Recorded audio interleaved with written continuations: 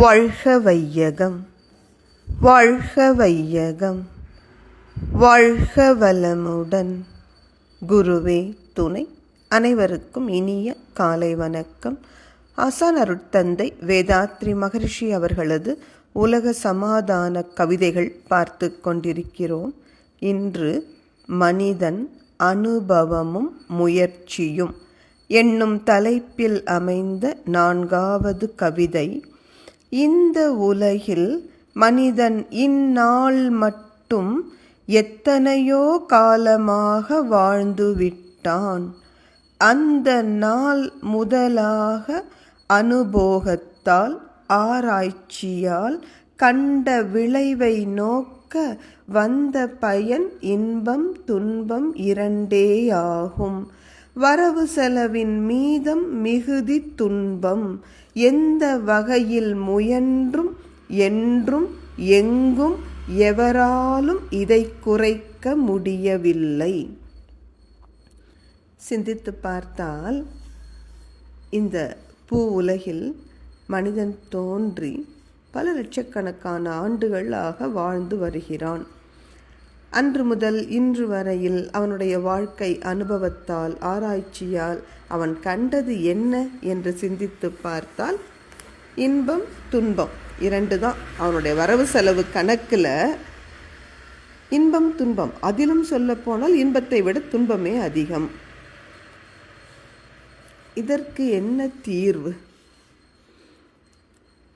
மனிதனுக்கு 4 வகை உணர்ச்சிகள் உண்டு. இன்பம் துன்பம் அமைதி பேரின்பம். இதில் இன்பம் அல்லது துன்பம் எப்படி வருகிறது என்பதற்கு அருட்தந்தை அவர்கள் மிக அழகிய ஒரு விஞ்ஞான விளக்கம் சொல்லுவாங்க.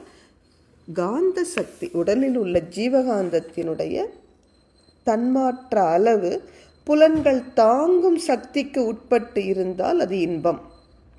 அதே போல் இந்த உடலை நடத்துவதற்கு ஒரு குறைந்தபட்ச அளவு காந்தம் தேவை, மினிமம் கிரிட்டிக்கல் லெவல் என்று சொல்வோம். அந்த குறைந்தபட்ச அளவிற்கு மேலாக இருக்கிற சர்ப்ளஸ் மேக்னட்டிசம், அந்த காந்தம் செலவாகும் பொழுது இன்பம்.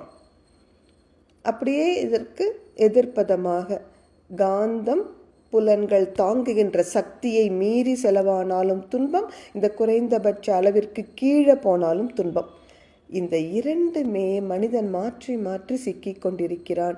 ஆனால் 6வது அறிவின் நோக்கம் அறிவை உயர்த்தி பேரின்பம் பெறுவது. அப்படி பேரின்பம் அடையணும்னா அதற்கு முதலில் அமைதி வந்தாக வேண்டும்.